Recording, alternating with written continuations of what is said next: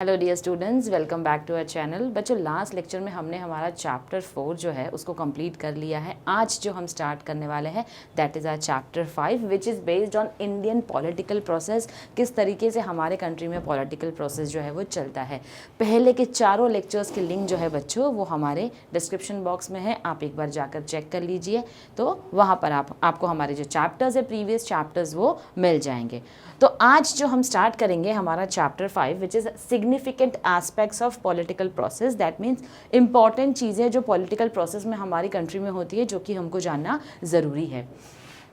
ये उसका syllabus and synopsis है चैप्टर का कि हम इसके अंदर क्या पढ़ने वाले हैं। पहले है हमारा political party system in India, किस तरीके से इंडिया में पॉलिटिकल पार्टी सिस्टम चलता है। नेशनल पार्टी होती है, स्टेट लेवल पर पार्टीज़ होती है, रीजनल पार्टीज़ होती है, तो वो पॉलिटिकल पार्टी सिस्टम जो है हम देखेंगे। फिर आता है हमारा लोकल सेल्फ गवर्नमेंट। गवर्नमेंट को हम फिर से डिवाइड किया गया है। एक तो लोकल सेल्फ गवर्नमेंट है जो कि अर्बन एरियाज़ में, जो शहरों में होती है, और उसी के तहत किस तरीके से उसके अंदर चेंजेस आए गए थे। फॉर 74th अमेंडमेंट एक्ट क्या चेंज लेकर आया है हमारे local self government urban areas के लिए। नेक्स्ट जो आता है हमारा बच्चों वो है हमारा local self government in rural areas. एक तो है अर्बन एरियाज़ बच्चों, इसके अंदर ज़रूरी है हमको ये अमेंडमेंट याद रखना। दोनों का ईयर तो बच्चों सेम है, ठीक है, तो ईयर में आपको प्रॉब्लम नहीं आएगी, प्रॉब्लम आएगी आपको ये याद रखने में। तो रूरल जो है वो 73 नंबर पर याद रखो, अर्बन को 74 पर याद रखो। तो इस तरीके से आपको आसानी से जो है वो अमेंडमेंट एक्ट 1992 के तहत रूरल के लिए कौन सा रहा है, 73rd रहा है, अर्बन के लिए 74th रहा है।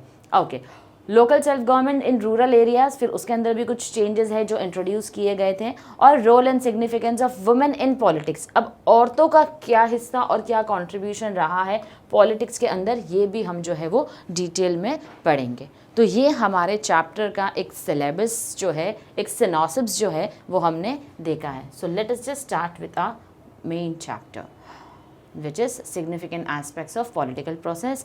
तो it is going to start with political party system in India, यानी कि इंडिया में जो पॉलिटिकल पार्टी सिस्टम होता है वो किस तरीके से चलता है हम यहाँ पर देखने वाले हैं। सबसे पहली चीज़ तो बच्चों, हर कंट्री में पॉलिटिकल पार्टीज़ होती है, सिर्फ इंडिया में ही नहीं है, हर कंट्री में पॉलिटिकल पार्टी सिस्टम चलता है। Okay, now political party is present in every country. Particularly, the political parties are actively present in a democratic country like ours. एक डेमोक्रेटिक कंट्री जो हमारी कंट्री है वहाँ पर हमको पॉलिटिकल पार्टी सबसे ज़्यादा एक्टिवली मिलेगी, यानी कि ज़्यादा लोग जो है पॉलिटिकल पार्टीज अपनी बनाकर आते हैं। India has a multi party system. Multi party system का मतलब होता है, मल्टी मतलब बच्चों एक से ज़्यादा, तो कोई एक स्पेसिफिक पार्टी नहीं है जो यहाँ पर चलेगी, या सिर्फ दो पार्टीज़ नहीं चलेगी, दो से ज़्यादा भी पॉलिटिकल पार्टीज़ जो है वो इंडिया में है। With predominance of small regional parties, जैसे मैंने आपको बोला था नेशनल भी होती है, स्टेट लेवल पर भी होती है, और रीजनल पार्टीज़ भी होती है। Political parties that contest local, यानी कि लोकल लेवल पर, स्टेट लेवल पर और नेशनल इलेक्शंस जो होते हैं हमारे, are required to register with election commission of India. बच्चों, इनका सबसे इम्पॉर्टेंट रोल है क्योंकि इलेक्शन कमीशन ऑफ इंडिया जो होते हैं यही कंट्री में इलेक्शन रखवाते हैं, जिसके तहत आपको अपना वोटर आईडीज़ भी मिलता है और आप जाकर अपना इम्पॉर्टेंट वोट जो है वो किसी पॉलिटिकल पार्टी के कैंडिडेट को देते हो। In order to gain recognition in a state, the party must have had political activity for at least 5 continuous years. तो बेसिकली बोला जा रहा है ताकि आपकी पार्टी का नाम हो, आपको पहचाना जाए आपके अपने स्टेट में, उसके लिए आपको क्या करना पड़ेगा, political party must have had political activity, आपने कुछ किया होना चाहिए उस स्टेट के अंदर। कितने टाइम के लिए, कम से कम 5 साल जो है आपने उस स्टेट के अंदर क्या करना चाहिए, उस स्टेट में पॉलिटिकल एक्टिविटीज़ आपने किया हुआ रहना चाहिए। And send at least 4% of the states quota to the Lok Sabha और 3.33% of members to that state assembly.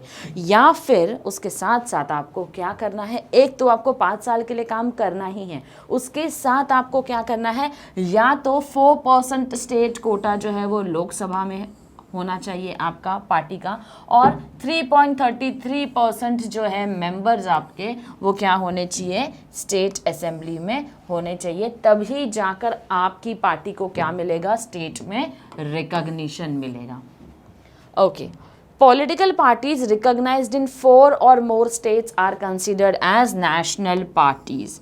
यानी कि अगर इंडिया के 4 स्टेट्स में, राज्यों में, 4 या 4 से ज़्यादा राज्यों में बच्चों अगर आपकी पॉलिटिकल पार्टी है, तो क्योंकि 4 राज्यों से ज़्यादा है तो इसीलिए वो क्या होती है, नेशनल पार्टी बन जाती है। For example BJP national party है, उसके बाद हमारी कांग्रेस है, नेशनल पार्टी है। तो ये नेशनल पार्टी क्यों है, क्योंकि सिर्फ 1 या 2 राज्यों में या स्टेट्स में नहीं है, उनसे ज़्यादा है, तो इसीलिए इसको नेशनल पार्टी बोला जाता है।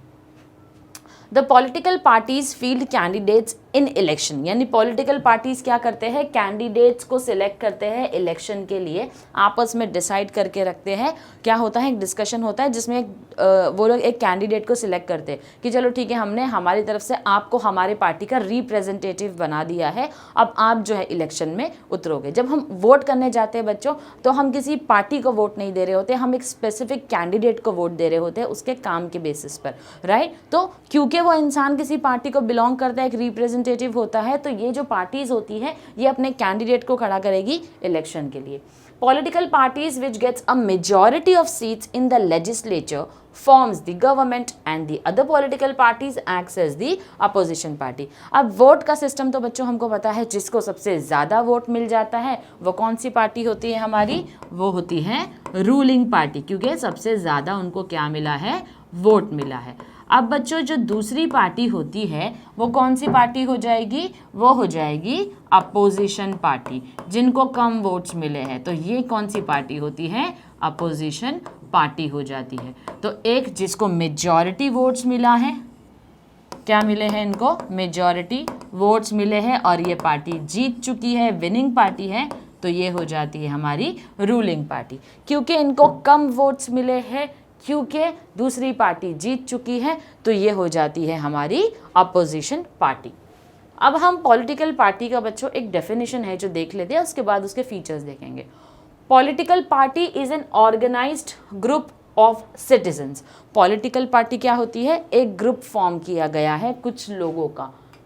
कौन से लोगों का, जो प्रोफेस करते हैं, यानी कि to share the same political views and who by acting as a political unit, जो सेम पॉलिटिकल व्यूज रखते हैं वो लोग मिलकर क्या करते हैं, पॉलिटिकल पार्टी को ऑर्गेनाइज करते हैं या फॉर्म करते हैं। Who by acting as a political unit try to control the government, यानी कि इन लोगों ने आपस में मिलकर सेम पॉलिटिकल व्यू रखा है और उसी के साथ साथ क्या करना चाहते हैं, पॉलिटिकल एक्टिविटीज़ भी उस व्यू पॉइंट के हिसाब से कंडक्ट करेंगे और गवर्नमेंट को कंट्रोल करेंगे। यानी कि ये जो रूलिंग पार्टी हमने देखा, अपोजिशन देखा, इसमें वो लोग आने की कोशिश करते हैं। ये होती है हमारी पॉलिटिकल पार्टी, जिसका डेफिनेशन बच्चों गिलक्रिस्ट ने दिया है। ओके, अब आते हैं कुछ कैरेक्टरिस्टिक्स और फीचर्स पॉलिटिकल पार्टीज़ के। सबसे पहला वाला बच्चों हम देखेंगे, पहला फीचर हमको बोलता है ऑर्गेनाइज्ड ग्रुप। जैसे हमने डेफिनेशन में ही देखा था बच्चों, ऑर्गेनाइज्ड ग्रुप का मतलब क्या होता है, आपस में मिलकर एक एसोसिएशन फॉर्म करते हैं, एक ग्रुप फॉर्म करते हैं। कौन लोग फॉर्म करते हैं, जिनके पॉलिटिकल व्यूज़ और ओपिनियंस जो होते हैं वो सेम होते हैं। तो basically political party is an association, यानी कि a group of large number of people having similar political views or faith। political views उनका common होगा, political faith common होगा और ideology भी common होगी। ideology basically उनका जो agenda होता है। for example, अगर हम एक पार्टी है कांग्रेस, अगर हम कांग्रेस की बात करते हैं तो इनकी आइडियोलॉजी जो है वो बोलती है सेक्युलरिज्म। दूसरी जो पार्टी है हमारी एक बीजेपी, जिसकी पॉलिटिकल आइडियोलॉजी है हिंदुत्व, राइट। तो ये जो इन्होंने एक मुद्दा रखा है कि हमने इसके बेसिस पर अपनी पार्टी को फॉर्म किया है। There is nothing wrong if your ideology is Hindutva, there is nothing wrong if your ideology is secularism. तो पॉलिटिकल पार्टी जो फॉर्म होगी, आपस में मिलकर तुमको क्या करना है, व्यूज और ओपिनियंस और फेथ और आइडियोलॉजी सबकी जब कॉमन होती है तो वो सारे लोग मिलकर क्या बनाते हैं, पॉलिटिकल पार्टी बनाते हैं। Every political party defines its ideology, aims, objectives and office bearers of their party. यानी कि हर पॉलिटिकल पार्टी क्या करती है, अपनी आइडियोलॉजी बताती है। जैसे बीजेपी ने क्लियर बता दिया और आइडियोलॉजी इज हिंदुत्व, कांग्रेस ने बता दिया हमारा जो आइडियोलॉजी है वो है सेक्युलरिज्म। तो आपको जब पॉलिटिकल पार्टी फ्रेम कर रहे हो तो you are allowed. For example अगर मैं एक और बोलूँ तो एमीम करके आपने सुना होगा, ये जो पॉलिटिकल पार्टी है ये मुस्लिम माइनॉरिटीज़ के लिए होती है। तो इनका जो पॉलिटिकल आइडियोलॉजी है that is for the upgradation of Muslim minorities, ठीक है। तो ये इनका एम है। तो इस तरीके से पॉलिटिकल पार्टी अपना जो है आइडियोलॉजी फॉर्म कर सकती है, एम फॉर्म कर सकती है कि क्यों उन्होंने उस आइडियोलॉजी को चुना है, उसके साथ साथ उनका ऑब्जेक्टिव क्या है उसके पीछे। And office bearers of their party, office bearers जो बेसिकली और बहुत सारे लोग होते हैं जो उस पार्टी का हिस्सा होते हैं। सबसे पहले जो पार्टी फॉर्म होती है, ऑफिस बेरर्स जो होते हैं पार्टी में, वो कौन होते हैं? पहला आता है आपका प्रेसिडेंट ऑफ द पार्टी, जिनको हम पार्टी प्रेसिडेंट भी बोलते हैं। दूसरे होंगे हमारे executive committee of the party, एक कमिटी फॉर्म हो जाती है पार्टी की। नेक्स्ट आती है हमारी इलेक्शन कमिटी उस पार्टी की, और अदर ऑफिस बेरर्स जिसके अंदर हमारे ऑडिटर्स आ सकते हैं, कंट्रोलर्स आ सकते हैं। तो ये सारे लोग जो होते हैं वो अदर ऑफिस बेरर्स में हमारे आ सकते हैं। ये है हमारा organised group of people. Next बच्चों आता है हमारा प्री रिक्विजिट फॉर डेमोक्रेसी। अब डेमोक्रेसी के लिए प्री रिक्विजिट यानी कि रिक्वायरमेंट जो है वो क्या है? Existence of political parties is one of the essential requirement of a democratic country. यानी कि एक डेमोक्रेटिक कंट्री में सबसे ज़्यादा ज़रूरी क्या है? पॉलिटिकल पार्टीज का एग्जिस्टेंस। पॉलिटिकल पार्टी का एग्जिस्टेंस यानी कि पॉलिटिकल पार्टीज का होना सबसे पहली रिक्वायरमेंट है डेमोक्रेटिक कंट्री में। In a democratic country several political parties freely participate in the political process. यानी कि जब एक डेमोक्रेटिक कंट्री होती है वहाँ पर जितने भी पॉलिटिकल पार्टीज होते हैं वो क्या करते हैं? पार्टिसिपेट करते हैं। किसमें? पॉलिटिकल प्रोसेस के अंदर पार्टिसिपेट करते हैं। The people have the right and freedom to organise their political party. इसी तरीके से जितने भी लोग हैं उस कंट्री के जो सिटीजन्स है, जो डेमोक्रेटिक कंट्री है, उनको आपस में मिलकर इस बात का राइट दिया गया है कॉन्स्टिट्यूशन में कि आप अपनी पॉलिटिकल पार्टी बना सकते हो। नेक्स्ट आता है complies with Indian constitution. Complies with का मतलब होता है बच्चों यहाँ पर इंडियन कॉन्स्टिट्यूशन ने जो रूल्स रखे हैं, जो रेगुलेशंस रखे हैं, जो नॉर्म्स बनाए हैं आपकी पॉलिटिकल पार्टी के लिए, वो सारी के सारे नॉर्म्स आपको क्या करना है? फॉलो करना है। तो सबसे पहला जो है वो हमको बोलता है a political party always acts according यानी कि किसके हिसाब से काम करता है? कॉन्स्टिट्यूशन में जो प्रोविजंस दिए हैं उसके हिसाब से काम करता है, और उसके rules laid down by laws. Law में कानूनी तौर पर आपको जो कुछ भी बोला गया है पॉलिटिकल पार्टीज को बनाने के लिए, वो सारे रूल्स एंड रेगुलेशन, कॉन्स्टिट्यूशन के सारे प्रोविजंस जो है बच्चों आपको फॉर्म करने हैं। All political parties advocate democracy. हर एक पॉलिटिकल पार्टी किसको एडवोकेट करती है यानी कि किसको बढ़ावा देती है? डेमोक्रेसी को, सोशलिज्म एंड सेक्युलरिज्म। ये तीन चीज़ें जो हैं वो हर एक पॉलिटिकल पार्टीज क्या करती है? एम करती है। Main aim of every political party is to promote national interest. National interest यानी कि नेशन के लिए जो बेस्ट होगा वो हम अपनी पॉलिटिकल पार्टी के थ्रू नेशन के लिए करने की कोशिश करेंगे। That is what the Constitution has laid down certain rules and each and every political party has to follow. Next features which is one of the important feature बच्चों, इस feature में है हमारा टाइप्स ऑफ पॉलिटिकल पार्टीज। अब political parties में जैसे मैंने आपको समझाया दो तरीके की पार्टीज होती है। एक होती है नेशनल पार्टी जो नेशनल लेवल पर अपनी पार्टी फॉर्म करती हैं, दूसरी आती है आपकी स्टेट पार्टीज जो सिर्फ स्टेट लेवल पर ही होती है। National political parties participate in different elections all over India. यानी कि याद रखो जिसका प्रेजेंस, नेशनल पार्टी कैसे याद रखने का? जिसका presence 4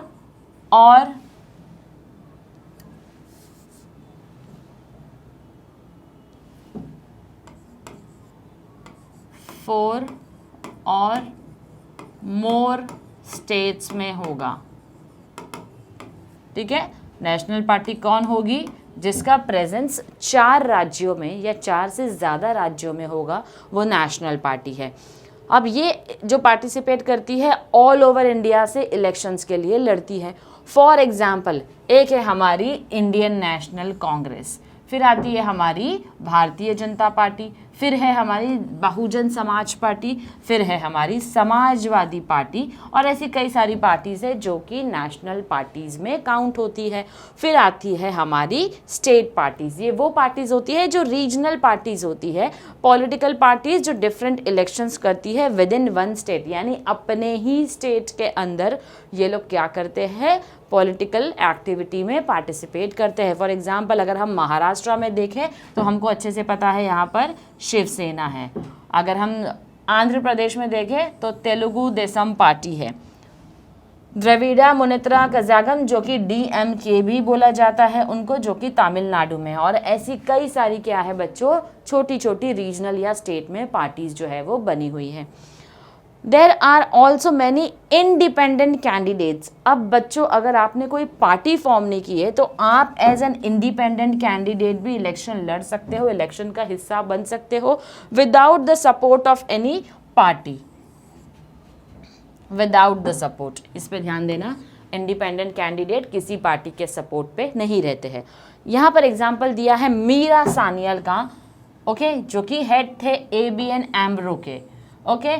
India took sabbatical from her job, यानी कि इसने अपने जॉब से क्या ली थी, सबैटिकल का मतलब होता है बच्चों लॉन्ग वेकेशन या फिर लॉन्ग लीव्स। तो इसने अच्छा खासा इन्होंने क्या किया था, वेकेशन ले लिया था अपने जॉब से, और साउथ मुंबई में इलेक्शन के लिए खड़े हुए थे एज एन इंडिपेंडेंट कैंडिडेट, यानी कि सिंगल कैंडिडेट जो खड़े हुए थे इलेक्शन के लिए। मीरा सान्याल नाम है, जो कि हेड है ABN AMRO इंडिया, यानी कि ABN AMRO इंडिया जो इंडिया में है, वहाँ से बात कर रहे हैं कि क्या किया इन्होंने इलेक्शन के लिए। मुंबई में ये क्या हुए थे, साउथ मुंबई में या साउथ बॉम्बे में खड़े हुए थे इलेक्शन के लिए।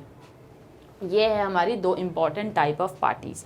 नेक्स्ट फीचर है हमारा इलेक्शंस। अब जब इलेक्शंस होता है तो पॉलिटिकल पार्टी जो होती है वो क्या करती है बच्चों, एक्टिवली उसके अंदर इन्वॉल्व हो जाती है। फील्ड कैंडिडेट्स यानी कि अपना कैंडिडेट खड़ा करेगी कि इलेक्शन के लिए, इलेक्शन को ऑर्गेनाइज करते हैं, इलेक्शन के कैंपेन्स ऑर्गेनाइज करते हैं। आपने देखा था जैसे इलेक्शन का टाइम नज़दीक आता है तो ये लोग अपने कैंपेन्स, अपना एडवर्टाइजमेंट जो है वो शुरू कर देते हैं। हर किसी का अपना एक क्रिएटिव और अलग तरीका होता है जिससे वो अपने पार्टी की एडवर्टाइजमेंट करते हैं। And tries to win more and more seats in the election, और इसी के साथ क्या कोशिश रहती है कि ज़्यादा से ज़्यादा सीट जो है इलेक्शन में वो किसकी हो, मेजॉरिटी जो है वो हमारी पार्टी जीते। In other words, each political party tries to secure maximum support for its candidate. So basically her political party क्या कोशिश करती है, maximum support जो है वो हमारे candidate को क्या हो जाए, मिले।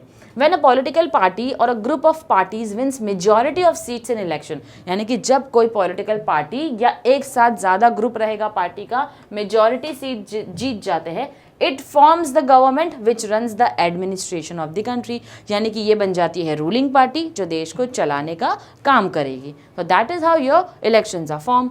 Political parties which do not get a majority plays the role of opposition party. अब ये वो पार्टीज होती है जो क्या करती है, अपोजिशन पार्टी होती है, क्योंकि ये इलेक्शन में जीत नहीं पाई। और opposition party will always criticise the wrong policies of the ruling government, that is the ruling party, that is the government. यानी कि जो गवर्नमेंट बनी है, अपोजिशन पार्टी हमेशा क्या करेगी, उसने जितने भी रॉन्ग डिसीजंस लिए हैं या फिर जितनी भी पॉलिसीज बनाई हैं उनको हमेशा अपोज करेगी, इसीलिए उनको अपोजिशन पार्टी बोला जाता है।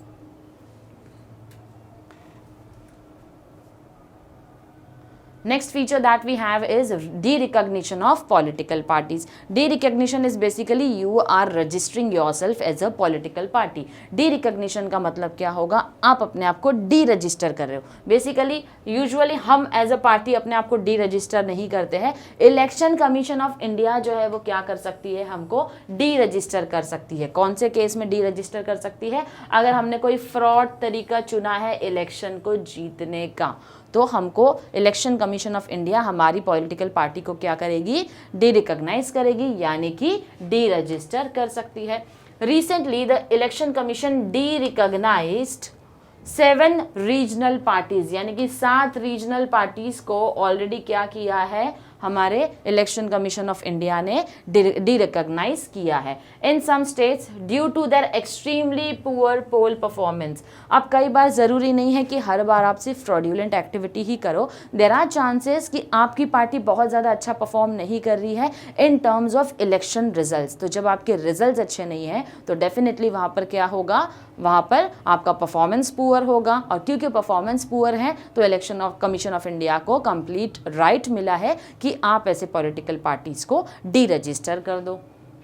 नेक्स्ट आते हैं हमारे splits and mergers. Splits and mergers क्या होता है बच्चों? स्प्लिट्स एंड मर्जर्स का मतलब सबसे पहले हम जानेंगे स्प्लिट के बारे में, यानी कि पार्टीज जो एक पार्टी फॉर्म हुई है उसमें से कुछ लोग निकलकर बाहर चले गए और उन्होंने अपनी पार्टी जो है वो फॉर्म कर दी। जैसे अगर हम यहाँ पर एग्जाम्पल देखें राज ठाकरे जी का, तो पहले जो है ये किस पार्टी का हिस्सा थे?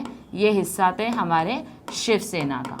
बाद में इन्होंने क्या किया, इन्होंने अपनी खुद की पार्टी जो है वो फॉर्म कर ली जो कि MNS है, राइट। तो शिवसेना से अलग हो गए, स्प्लिट का मतलब होता है अलग होना। शिवसेना से अलग होकर इन्होंने क्या किया, MNS ज्वाइन किया। दूसरा एग्जाम्पल, शरद पवार जी को आप जानते हो, ये पहले हमारे इंडियन नेशनल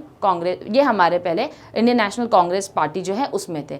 लेटर ऑन इन्होंने क्या किया, अपनी खुद की पार्टी फॉर्म कर दी जिसको आज हम नेशनलिस्ट कांग्रेस पार्टी के नाम से जाते हैं या राष्ट्रवादी पार्टी के नाम से भी जानते हैं। तो इस तरीके से क्या होता है बच्चों, पार्टीज को स्प्लिट भी किया जा सकता है। अगर कैंडिडेट्स उसके अंदर नहीं रहना चाहते हैं, उस पार्टी के अंदर मेंबर्स जो है वो नहीं रहना चाहते, तो अपनी अलग से पार्टी फॉर्म कर सकते हैं, तो वो होता है हमारा स्प्लिट। मर्जर का मतलब होता है दो पार्टी जो है वो आपस में आके मर्ज हो जाती है, मिल जाती है, तो वो हो जाता है हमारे मर्जर्स। किसी पॉलिटिकल गेन के लिए कोई पार्टी अगर मिक्स हो जाती है तो these are political mergers. Political parties in India are characterised by fragmentation, that means divide की जाती है, splits, polarization and mergers. This is because the political parties and the party system in India is greatly influenced by cultural diversity. अब बच्चों ये चीज़ क्यों होती है, क्यों ये स्प्लिट्स एंड मर्जर्स होता है? क्योंकि हमारी कंट्री में कल्चरल डाइवर्सिटी बहुत ज़्यादा है, उसी के साथ साथ social, ethnic, caste, community, religious, pluralism का मतलब होता है मल्टीपल रिलीजन है यहाँ पर, एंड क्लैशिंग आइडियोलॉजिकल पर्सपेक्टिव, यानी कि ये जो आइडियोलॉजिकल पर्सपेक्टिव हमने देखा है कि एक आइडियोलॉजी हमने जो फॉर्म की है, पार्टी के मेंबर्स अगर उसके साथ में अग्री नहीं करते हैं तो वो स्प्लिट हो सकते हैं। That is one of the major reason कि क्यों हमारे पॉलिटिकल पार्टीज़ में ये स्प्लिट्स एंड मर्जर्स जो है वो आता है। Next that we have is defection in politics. Defection in politics means abandoning to the association of a political party, cause or doctrine to which a person is bound by allegiance or duty. यानी कि politics में अगर कोई किसी तरीके का defect होगा, कैसा डिफेक्ट होगा बच्चों यहाँ पर, when a person is bound by allegiance or duty, when a person is not able to perform his or her duty, जो प्रॉमिस किया था वो डिलीवर नहीं किया। In simple words, it means switching loyalty from one political party to another. इसी के साथ साथ हो सकता है आपने जो ये splits and merger होता है उसमें क्या होता है, आपने अपनी लॉयल्टी जिस पार्टी के साथ आप थे आपने उसको छोड़ दी और आप दूसरी पार्टी के साथ जाके मर्ज हो गए, तो आपके अंदर वो लॉयल्टी शायद इतनी स्ट्रांग नहीं है, इसलिए आपने वन पॉलिटिकल पार्टी से स्विच करके अनदर पॉलिटिकल पार्टी का आप हिस्सा बन गए। Defector is often considered as a traitor by the original political party. Defector यानी ऐसे इंसान को defector भी बोला जाता है या ट्रेटर भी बोला जाता है। ट्रेटर का मतलब होता है ऐसे धोखेबाज इंसान होते हैं, क्यों? क्योंकि इनको माना जाता है ओरिजिनल पॉलिटिकल पार्टी जो है वो इनको धोखेबाज मानती है कि हमको छोड़कर ये कहीं दूसरी पार्टी में चले गए।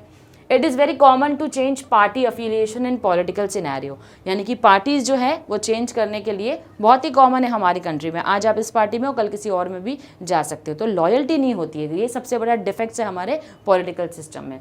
10th schedule of the Indian constitution included anti defection act 1985, लेकिन 10th शेड्यूल ने क्या बनाया इंडियन कॉन्स्टिट्यूशन में, एंटी डिफेक्शन एक्ट 1985 के तहत ये एक्ट जो है वो हमको क्या बोलता है, the act provides for disqualification of elected members on the grounds of defection to another political party. तो ऐसे मेंबर को क्या किया जा सकता है, डिसक्वालीफाई किया जा सकता है, ऐसे इलेक्टेड मेंबर्स को कौन से बेसिस पर, on the grounds of defection. Defection के ग्राउंड पर दूसरी पॉलिटिकल पार्टी से इनको क्या किया जा सकता है, डिस्क्वालीफाई किया जा सकता है, बाहर निकाला जा सकता है। तो ये चीज़ पॉसिबल हुई है क्योंकि हमारे इंडियन कॉन्स्टिट्यूशन के एक्ट हमको बोलते हैं, जो एक्ट का नाम है anti defection act 1985। Next feature that we have is corruption in politics. Political corruption is rampant in Indian political scenario. Political corruption includes, अब political corruption जो है हमारी कंट्री में, that is also very common. सबसे पहला corruption हमको, पहला जो है करप्शन वो है ब्राइबरी का, यानी घूस देना, पैसे खिलाकर अपना काम करवाना। तो गवर्नमेंट ऑफिशियल्स जो है, क्योंकि उनके हाथ में पावर होता है, तो कहीं ना कहीं कुछ गवर्नमेंट ऑफिशियल्स ऐसे होते हैं जिनको ब्राइब चाहिए होती है सिटीजन्स के काम जो है उसको कंप्लीट करने के लिए। तो ये लोग जो अपने ऑफिशियल पावर का यूज़ जो है वो गलत तरीके से करते हैं। नेक्स्ट है हमारा नेपोटिज्म। नेपोटिज्म का मतलब होता है जो अपने रिलेटिव्स होते हैं, अगर किसी जॉब के लिए वैकेंसी है तो किसी डिजर्विंग इंसान को लेने के बदले हम क्या कर रहे हैं, अपने ही रिलेटिव को वहाँ पर हायर कर रहे हैं। तो आप फेवर कर रहे हो अपने रिलेटिव्स को of an official for an illegitimate private gain. आपने किसी प्राइवेट गेन के लिए आप अपने रिलेटिव को क्या कर रहे हो, फेवर कर रहे हो instead of favouring the deserving person. Next आता है electoral fraud, illegal interference with the process of election process. Okay, election process में किसी भी तरीके का इंटरफियरेंस गलत तरीके से जो हम करते हैं वो हमारा इलेक्टोरल फ्रॉड में काउंट होता है। नेक्स्ट है embezzlement, theft of public money by officials for any private gain. So basically public का जो मनी है उसको लूट लेना ताकि हम प्राइवेट गेन के लिए अपना कुछ काम निकाल सके। तो ये कुछ करप्शन है हमारे पॉलिटिक्स के अंदर। नेक्स्ट है हमारा फीचर जो बोलता है कैंडिडेट्स फ्रॉम फिल्म इंडस्ट्री। अब कैंडिडेट जो है वो फिल्म इंडस्ट्री में कई सारे ऐसे कैंडिडेट्स हैं जो फेमस है, जो फिल्म इंडस्ट्री को बिलोंग करते हैं, लेकिन एक पीरियड के बाद कहीं ना कहीं वो पॉलिटिकल पार्टीज का भी हिस्सा बन जाते हैं। For example, unique feature of Indian politics is high number of film actors joining Indian politics. और या एक या दो ही नहीं ज्वाइन कर रहे हैं, high number of people are there who are actors, actresses, they are joining the Indian political party. Many national parties recruit Bollywood film actors. कई तो ऐसे हैं जो रिक्रूट करते हैं स्पेसिफिकली किनको, हमारे बॉलीवुड एक्टर्स एंड एक्ट्रेसेस को। For instance, if you all are aware, Govinda is a part of a political party. We have Sharmila Thakur ji, we have Om Puri, we have Zeenat Aman, are Congress party candidates. तो ये कौन है, ये Congress party के candidates हैं। उसके बाद अगर हम बात करें Hema Malini, Suresh Oberoi, Dharmendra, Jitendra, they are BJP candidates. तो these are some of the candidates जो एक पॉलिटिकल पार्टी को बिलोंग करते हैं। Film actors can attract large mobs towards political gatherings. अब ये जो फिल्म एक्टर्स हैं इनको क्यों रिक्रूट किया जाता है पॉलिटिकल पार्टी सिस्टम के थ्रू, क्योंकि इनके पास फैन फॉलोइंग ज़्यादा होता है, इनका बेसिस ज़्यादा अच्छा होता है। तो इसीलिए क्योंकि अगर ये हमारी पार्टी में आ गए तो कहीं ना कहीं इनके थ्रू क्या होगा, हमारे पास जो वोट बैंक है हमारे पास वो और ज़्यादा आना शुरू हो जाएगा। The participation of film actors in elections may result in majority votes due to their public support. अब क्योंकि इन फिल्म एक्टर्स को उनके फैंस की वजह से पब्लिक सपोर्ट ज़्यादा मिलता है, that is one of the major reason कि क्यों इन फिल्म एक्टर्स को हम रिक्रूट करते हैं पॉलिटिकल पार्टी सिस्टम में। Next is public opinion. Political parties act as agencies for forming public opinion on various issues and problems of the country. अब ये जो पॉलिटिकल पार्टी फॉर्म करते हैं कहीं ना कहीं ये बोलते हैं कि कुछ प्रॉब्लम सॉल्व करनी है, इसके लिए हमने आपसे वोट की अपील की होती है। तो क्या कौन से इश्यूज होते हैं जो इनको सॉल्व करने होते हैं? एक तो इन्फ्लेशन, बढ़ती महंगाइयों के ऊपर जो ये अपने प्रोमिस करते हैं। नेक्स्ट है हमारा अनएम्प्लॉयमेंट रेट जो है उसके ऊपर जो हमसे प्रॉमिस किया जाता है कि बेरोजगारी जो है उसको ख़त्म करने की कोशिश करेंगे, करप्शन को ख़त्म करने की कोशिश करेंगे। लेकिन कहीं ना कहीं ये सारे जो है वो हमारे प्रोमिसेस होते हैं जो पब्लिक ओपिनियंस और व्यूज़ लिए जाते हैं कि आप किस तरीके की प्रॉब्लम कंट्री में फेस कर रहे हो। नेक्स्ट है हमारे social welfare functions. Social welfare functions basically political parties क्या करती है, सोशल वेलफेयर एक्टिविटीज़ करती है, जहाँ पर फॉर एग्जाम्पल अगर किसी तरीके की कोई नेचुरल कैलामिटी आ गई, अर्थक्वेक, फ्लड या सुनामी, तो यहाँ पर क्या करती है वो लोगों की हेल्प करती है। Sponsoring education of poor children, गरीब बच्चों का एजुकेशन जो है वो स्पॉन्सर करती है। जॉब अपॉर्चुनिटीज़ देती है विमेंस को। तो इस तरीके से क्या करती है जो पॉलिटिकल पार्टीज़ होती है, कहीं ना कहीं कुछ ना कुछ तो सोशल डेवलपमेंट के लिए काम कर रही होती है, क्योंकि ये सोशल डेवलपमेंट का काम करना ही इनकी पॉलिटिकल एक्टिविटी में काउंट होता है। तो किसी भी स्टेट पार्टी को या किसी भी पार्टी पार्टी को अगर टिकना है तो 5 साल कम से कम उनको कुछ ना कुछ पॉलिटिकल एक्टिविटी वाला काम करना ही होगा, तो ही जाके they are eligible to register themselves as well. So these are the features of political party system which is in India. So the next topic is local self-government that we are going to complete in our next part. Till then, stay tuned to our lectures. Thank you very much.